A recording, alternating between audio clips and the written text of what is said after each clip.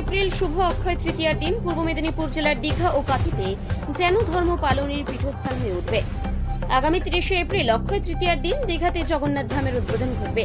উদ্বোধন করবেন স্বয়ং রাজ্যের মুখ্যমন্ত্রী মমতা বন্দ্যোপাধ্যায়, এমনটা সূত্রের খবর। তবে ওই মন্দির উদ্বোধনের প্রস্তুতি থেকে প্রশাসনিক নিরাপত্তা নিয়ে দীঘাতে যেন সাজু সাজু রব। এই দীঘার জগন্নাথ ধাম তৈরি নিয়ে রাজনৈতিক দলাদলি শুরু হয়েছে দীর্ঘদিন ধরে। তবে দীঘার মন্দির উদ্বোধনের দিনক্ষণ এগিয়ে আসছে ঠিক তারই মাঝে রাজ্যের বিরোধী দলনেতা শুভেন্দু অধিকারী কাঁথির একটি সভামঞ্চে দাঁড়িয়ে তিনি জানিয়েছিলেন, আগামী 30 এপ্রিল কাঁথি রেল স্টেশন সংলগ্ন মাঠে 5000 সাধু সন্তদের নিয়ে লক্ষাধিক মানুষের উপস্থিতিতে একটি মহাযজ্ঞ, ধর্মযজ্ঞ অনুষ্ঠিত হবে। আগামী 30 তারিখ অর্থাৎ এই মাসের 30 তারিখে পূর্ব মেদিনীপুর জেলা জুড়ে দেখা যাচ্ছে একদম ধর্মীয় সম্মেলনে থই থই করবে সারা জেলায়। অপরদিকে আমাদেরটা বলতে পারি লক্ষ্য সনাতনীদের উপস্থিতিতে সনাতনী সম্মেলন 1 লক্ষ মানুষের জমায়েত হবে। এটা সনাতনীদের আবেগ, তাদের নিজেদের উদ্যোগে আবেগে এই সম্মেলন হবে। আর অন্যদিকে যে খোঁচাটা দেওয়ার চেষ্টা করেছেন দীঘার ক্ষেত্রে, ওটার সঙ্গে সনাতন এবং ধর্মের কোনো মিল নেই।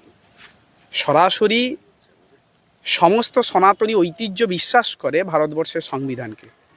ভারতবর্ষের সংবিধান কাউকেই সে অধিকার দেয়নি সরকারি অর্থে মন্দির নির্মাণের। যেমন করে মন্দির, মসজিদ, গির্জা কোনোটাই সরকারি অর্থে নির্মিত হোক, কোনো সনাতনী রাষ্ট্রবাদী মানুষ এটা বিশ্বাস করেন না।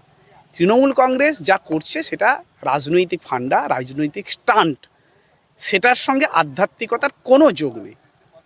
যদি ওখানকার বিষয়টা দেখেন তাহলে দেখবেন যে ওখানে মন্দির, তার পুজো অর্চনা, তার আধ্যাত্মিকতার কোনো বিষয় নেই। ওটা কালচারাল সেন্টার, অর্থাৎ ওটা ওদের রাজনৈতিক ইস্যুকে চরিতার্থ করা একটা চূড়ান্তভাবে সাম্প্রদায়িক দল, একটি নির্দিষ্ট ধর্মের মানুষকে লেলিয়ে দিয়ে ভোট লুট থেকে, ক্ষমতা দখল করা থেকে মানুষের দৃষ্টিকে অন্যদিকে ঘোরানোর জন্য মুখ্যমন্ত্রী কয়েক হাজার পুলিশ আর কয়েকজন মানুষকে নিয়ে ওখানে একটি রাজনৈতিক স্টান্ট নেওয়ার চেষ্টা করছেন। ওটার সঙ্গে ধর্ম, ওটার মধ্যে সনাতনী, ওটার সঙ্গে আধ্যাত্মিকতার কোনো সম্পর্ক নেই।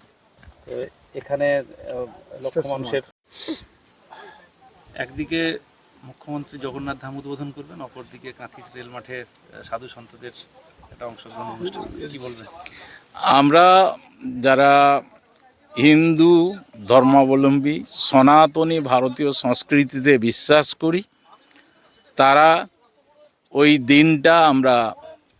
ওই দিনটাতে আমাদের এখানে একটা বড় মাপের ধর্ম সম্মেলন করা হচ্ছে।